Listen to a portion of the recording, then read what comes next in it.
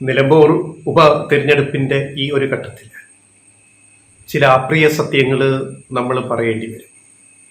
അത് ഓരോ ദിവസങ്ങളായിട്ട് വരും ദിവസങ്ങളിൽ ലെഫ്റ്റ് റൈറ്റ് വോയിസ് അത് പലതും പുറത്തു വിടാമെന്ന് വിചാരിക്കും. നമ്മൾ മറന്നുപോയ ചില സംഭവങ്ങൾ, ചരിത്രങ്ങളുണ്ട്. മലപ്പുറം ഒരു വിപ്ലവ പ്രസ്ഥാനത്തിൻ്റെ കൂടെ ഈറ്റില്ലമാണെന്നുള്ളത് നമ്മൾ പലപ്പോഴും മറന്നുപോകും. വർഗീയ ശക്തികളിലെ വർഗീയ പാർട്ടികൾക്ക്, ഇപ്പം ലീഗിൻ്റെ മേൽവിലാസം ഒരു മുസ്ലിം സമുദായത്തെ റിപ്രസെൻ്റ് ചെയ്യുന്ന പാർട്ടി എന്ന നിലയിലാണല്ലോ പാണക്കാട്ട് കുടുംബം നേതൃത്വം കൊടുക്കുന്ന പാർട്ടി. അപ്പോൾ ഇത്രയും വർഗീയമായ ചേരിതിരിവ് ഉള്ള ഈ നാട്ടിൽ, ഈ മലപ്പുറത്തിൻ്റെ മണ്ണിൽ ഇടതുപക്ഷം എപ്പോഴും വെന്നിക്കുടി പലപ്പോഴും പാലിച്ചിട്ടുണ്ട്. ചരിത്രം നമ്മൾ മറന്നു പോകരുത്. EMSൻ്റെ നാടാണ് മലപ്പുറം ജില്ല. K. ദാമോദരൻ്റെ നാടാണ് മലപ്പുറം ജില്ല. ഒട്ടേറെ കമ്മ്യൂണിസ്റ്റ് നേതാക്കളുടെ പ്രവർത്തകരുടെ മണ്ണാണ് നിലമ്പൂർ ഉൾപ്പെടെയുള്ള മലപ്പുറം ജില്ല. അവിടെ ഇടക്കാലത്ത് വർഗീയ രാഷ്ട്രീയം ശക്തി പ്രാപിച്ചപ്പോൾ ഇടതുപക്ഷത്തിന് അപജയം ഉണ്ടായി. പക്ഷെ അത് തിരിച്ചു പിടിക്കാനുള്ള വളരെ കരുതലോടെയുള്ള നീക്കങ്ങൾ ഇടതുപക്ഷവും പ്രത്യേകിച്ച് CPIയും നടത്തിയിട്ടുണ്ട്, വിജയം കണ്ടിട്ടുമുണ്ട്. ഏറ്റവും ഓർക്കാവുന്നൊരു കാര്യം 2006 തിരഞ്ഞെടുപ്പിൽ, അതിനുള്ള ചരിത്രം പിന്നീട് പറയാം, നീണ്ടുപോകും, അതുകൊണ്ട് എല്ലാം ഇപ്പം പറയാൻ നിവർത്തിയില്ല. 2006 തിരഞ്ഞെടുപ്പിൽ VS അച്യുതാനന്ദൻ മുഖ്യമന്ത്രിയായി ജയഭേരി മുഴക്കി വന്ന ആ തിരഞ്ഞെടുപ്പിൽ മലപ്പുറം ജില്ലയിൽ ലീഗിൻ്റെ നെടുങ്കോട്ടകൾ തകർന്നു പോയത് ഇപ്പോഴുള്ള പുതിയ മാപ്രകൾക്ക് ഒന്ന് ഓർത്താൽ കൊള്ളാം. മാപ്രകൾക്ക് ചരിത്രം വായിക്കണം മാപ്രകൾ, എന്നിട്ട് വാർത്തകൾ ചമയ്ക്കുകയാണല്ലോ. ഉണ്ടാകുന്ന വാർത്തകൾ റിപ്പോർട്ട് ചെയ്യുകയല്ല, വാർത്തകൾ ചമയ്ക്കുകയാണല്ലോ. അപ്പോൾ 2006 നിയമസഭാ തെരഞ്ഞെടുപ്പിൽ വൻ വിജയം നേടി LDF അധികാരത്തിൽ വരുന്നു. VS അച്യുതാനന്ദൻ മുഖ്യമന്ത്രിയാണ്. അന്ന് മലപ്പുറം ജില്ലയിലെ ലീഗിന്റെ നെടുങ്കോട്ടകൾ തകർന്നടിഞ്ഞത് ഇപ്പോൾ എത്ര പേർ ഓർക്കുന്നുണ്ട്? കുഞ്ഞാലിക്കുട്ടി തോറ്റു. കുഞ്ഞാലിക്കുട്ടി കുറ്റിപ്പുറത്ത് ലീഗിൽ നിന്ന് പുറത്തു വന്ന വിമതൻ KT ജലീലിനോട് ദയനീയമായിട്ട് തോറ്റത് ഓർമ്മയുണ്ടോ? കുഞ്ഞാലിക്കുട്ടി അന്നത്തെ കുറ്റിപ്പുറം മണ്ഡലത്തിൽ. MK മുനീർ മങ്കടയിൽ മഞ്ഞളാകുഴി അലിയോട് തോറ്റത് ഓർമ്മയുണ്ടോ? ഉണ്ടോ? MK മുനീർ തോറ്റു. പൊന്നാനിയിൽ അന്ന് പാലോളി ജയിച്ചത് 29,000 വോട്ടിന്റെ ഭൂരിപക്ഷത്തിനാണ്, വൻ ഭൂരിപക്ഷത്തിന്. അതായത് അന്ന് മലപ്പുറം ജില്ലയിൽ 12 നിയമസഭാ സീറ്റുകളാണ് ഉള്ളത് 2006. ആ 12 സീറ്റുകളിൽ 5 സീറ്റ് LDF പിടിച്ചെടുത്തു. 5 സീറ്റ്.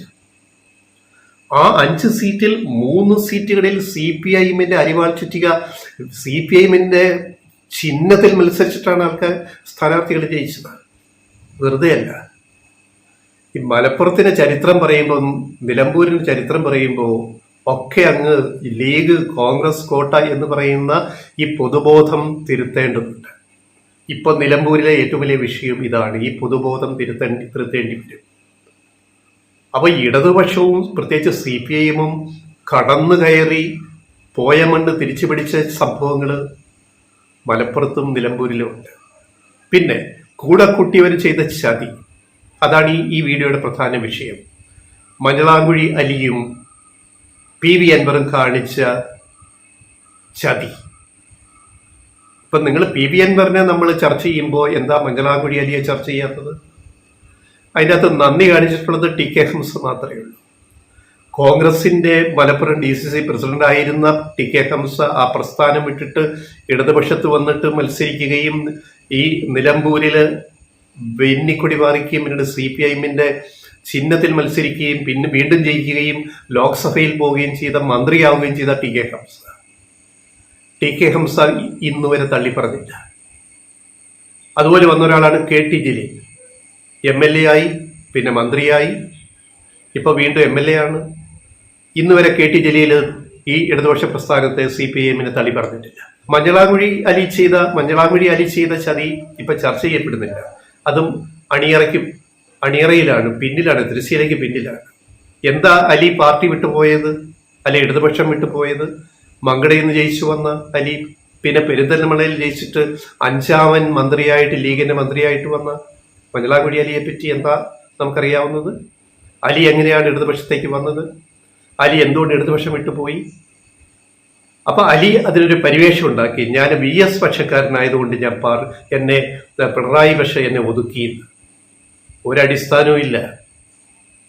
അത് അലിയുടെ ചില വിഷമങ്ങൾ മറയാക്കാൻ വേണ്ടി ഉപയോഗിച്ചൊരു ഒരു പരിചയം മാത്രമാണ് VS വിഷയം.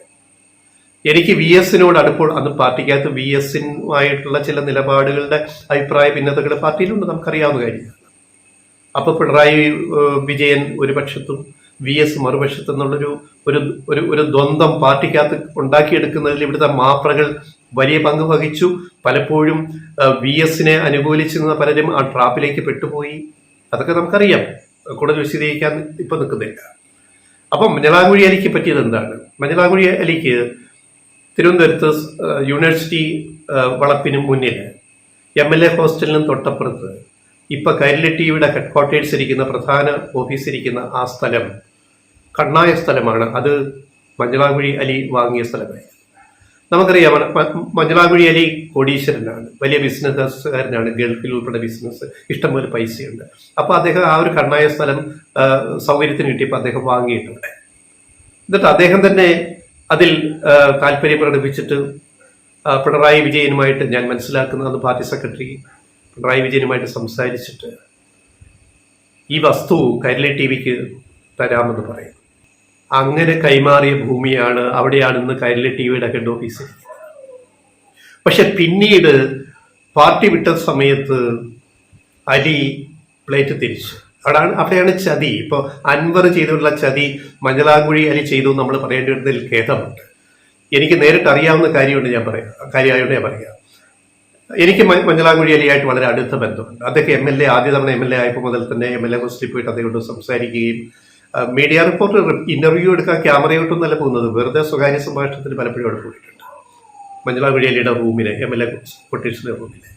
അപ്പൊ ഈ ഡീൽ നടക്കുന്ന സമയത്ത് അതെല്ലാം കഴിഞ്ഞിട്ടും ഇതെല്ലാം എനിക്കറിയാം, ഞങ്ങൾ സംസാരിച്ചിട്ടുണ്ട്. അതെല്ലാം കഴിഞ്ഞിട്ട് അദ്ദേഹം പാർട്ടി വിട്ടുപോകുന്ന ഒരു ഘട്ടം, ഇടതുപക്ഷത്തു നിന്ന് പോകുന്ന ഒരു ഘട്ടം വന്നപ്പോൾ അന്ന് അലിയെ MLA ഹോസ്റ്റലിൽ വെച്ച് കണ്ടപ്പോൾ അലി മഞ്ഞളാംകുഴിയിൽ അദ്ദേഹത്തിന്റെ റൂമിൽ വെച്ചിട്ട് പറഞ്ഞ ചില വാചകങ്ങൾ ഇപ്പോഴും എൻ്റെ ഉള്ളിൽ ഇങ്ങനെ തിളച്ചു വരുന്നുണ്ട്. ഈ നിലമ്പൂർ ഇലക്ഷൻ ഈ ഘട്ടത്തിൽ അദ്ദേഹം പറഞ്ഞത്, എന്നെ പറ്റിച്ചു, എന്നെ ചതിച്ചു, പുറത്തെനിക്ക് കൊടുത്താൽ എത്ര ലക്ഷങ്ങൾ കൂടുതൽ ലാഭം കിട്ടുമായിരുന്ന ഭൂമി ചുളുവിലയ്ക്ക്, ഇങ്ങനെ പറഞ്ഞു, ചുളുവിലയ്ക്ക് ഞാൻ കൈരളിക്ക് കൊടുക്കേണ്ടി വന്നത് എന്തുകൊണ്ടാണ്? ഞാൻ ചോദിച്ചു എന്താണ് കാര്യം? അത് പാർട്ടിയിൽ നിന്ന് സമ്മർദ്ദം വന്നു. അപ്പൊ പ്ലേറ്റ് മാറ്റി മഞ്ഞളാംകുഴിയായി, പാർട്ടിയിൽ നിന്ന് സമ്മർദ്ദം വന്നു. ഞാൻ ചോദിച്ചു എന്ത് സമ്മർദ്ദമാണ്? അത് അവസാനം പിണറായി വിജയൻ പറഞ്ഞു, അത് കൈരളി ടിവിക്ക് ഞാൻ കൊടുക്കുകയല്ലേ. അപ്പൊ പിണറായി വിജയൻ പറഞ്ഞു കഴിഞ്ഞാൽ, പാർട്ടി സെക്രട്ടറി പറഞ്ഞു കഴിഞ്ഞാൽ ഞാൻ എന്ത് ചെയ്യാൻ പറ്റും? ഞാൻ വിളിച്ച് സമ്മതിച്ചു. അങ്ങനെ എനിക്ക് വൻ നഷ്ടമുണ്ടായിട്ടാണ് ഞാൻ കൈരളി ടിവിക്ക് ഈ പറയുന്ന എത്രയോ 10, 40, 20 എത്ര സംഘത്തിന് എനിക്ക് കൃത്യം ഇപ്പോൾ ഓർമ്മയില്ല, അത്രയും ഭൂമി കൈരളി ടിവിക്ക് കൈമാറേണ്ടി വന്നു. എനിക്കുണ്ടായ ഏറ്റവും വലിയ നഷ്ടമാണെന്ന് പാർട്ടി ഇടതുപക്ഷം വിട്ടു പോകുന്ന ഘട്ടത്തിൽ മംഗലാംകുഴി അലി പറയുകയാണ്. ആലോചിക്കണം, സത്യം എവിടെ? അലി പറഞ്ഞത് എവിടെ?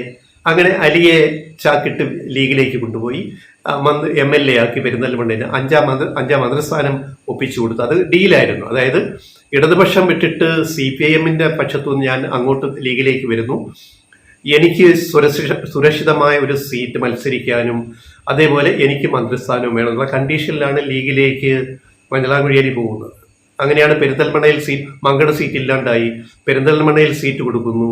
അവിടുന്ന് ചെറിയ വോട്ടിനാണ് മഞ്ഞളാംകുഴി അലി ജയിച്ച് 5ാം മന്ത്രിയാവുന്നത്. ലീഗിനാകെ 4 മന്ത്രിമാരാണ് എല്ലാ മന്ത്രിസഭയിലും. പക്ഷെ 5ാം മന്ത്രിക്ക് വേണ്ടി ലീഗിന്റെ അന്നത്തെ ഹൈദരലി ശിഹാബ് തങ്ങൾ അങ്ങോട്ട് പോയിട്ട് ഉമ്മൻചാണ്ടിയെ കണ്ടിട്ട് കാല് പിടിച്ചിട്ടാണ് 5ാം മന്ത്രിസ്ഥാനം ലീഗിന് മഞ്ഞളാംകുഴി അലി മന്ത്രിയായിട്ട് വരുന്നത്.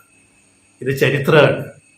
അപ്പോൾ ഈ ഇടതുപക്ഷത്തെ വിശ്വസിച്ച് ഇടതുപക്ഷത്തിന്റെ കൂടെ നിർത്തിയിട്ട് ഇടതുപക്ഷത്തെ ചതിച്ച ആദ്യത്തെ ആള് മലപ്പുറത്തു നിന്ന് വന്നിട്ട് ആദ്യത്തെ ആള് മഞ്ഞളാംകുഴി അലിയാണ്. രണ്ടാമത് മാത്രമാണ് PV അൻവർ വരുന്നത്. TK ഹംസ ഈ ചതി ചെയ്തിട്ടില്ല. അദ്ദേഹം ഇപ്പോഴും ഇടതുപക്ഷത്ത് ഉറച്ചു നിൽക്കുന്നുണ്ട്. KT ജലീൽ ഈ ചതി ചെയ്തിട്ടില്ല. അദ്ദേഹം ഇപ്പോഴും ഇടതുപക്ഷത്ത് ഉറച്ചു നിൽക്കുന്നുണ്ട്. PV അൻവർ ഇടതുപക്ഷം വിട്ടുപോകുമ്പോൾ എല്ലാവരും പറഞ്ഞു KT ജലീലും വിട്ടുപോകും, KT ജലീലിന് ഇപ്പം മന്ത്രിസ്ഥാനം കൊടുത്തില്ലല്ലോ അതുകൊണ്ട്. പാറ പോലെ KT ജലീൽ ഇപ്പോഴും ഉറച്ചു നിൽക്കുന്നു. നിലമ്പൂരിൽ പ്രചരണ രംഗത്ത് CPIM അനുകൂലമായിട്ട് ഇടതുപക്ഷത്തിന് അനുകൂലമായിട്ട് ജലീൽ നിൽക്കുന്നു. ആ സത്യസന്ധതയെ, ആ മാന്യതയെ നമ്മളും മാനിക്കുക. ഈ രണ്ടുപേര് TK ഹംസിയെയും മഞ്ഞളാംകുഴി അലിയല്ല, ഈ പറയുന്ന PV അൻവറല്ല, പിന്നെ ഈ പറയുന്ന ജലീലിനെയും. ഇപ്പം ഈ ഉപതെരഞ്ഞെടുപ്പ് വിളിച്ചു വരുത്തിയത് PV അൻവറിന്റെ സ്വാർത്ഥ താല്പര്യങ്ങൾ കൊണ്ട് മാത്രമാണ്. കഴിഞ്ഞ വീഡിയോ ഞങ്ങൾ പറഞ്ഞിട്ടുണ്ട്, അത് ആവർത്തിക്കുന്നില്ല. അപ്പൊ ഇങ്ങനെ നടന്ന ചതികളെ കുറിച്ച് ഇനിയും നമ്മൾ ചിലത് ഈ ഇലക്ഷൻ കാലത്ത് പറയേണ്ടി വരും. അതിനൊരു ആമുഖമായിട്ടാണ് ഈ കാര്യങ്ങൾ ഞങ്ങൾ വെളിപ്പെടുത്തുന്നത്.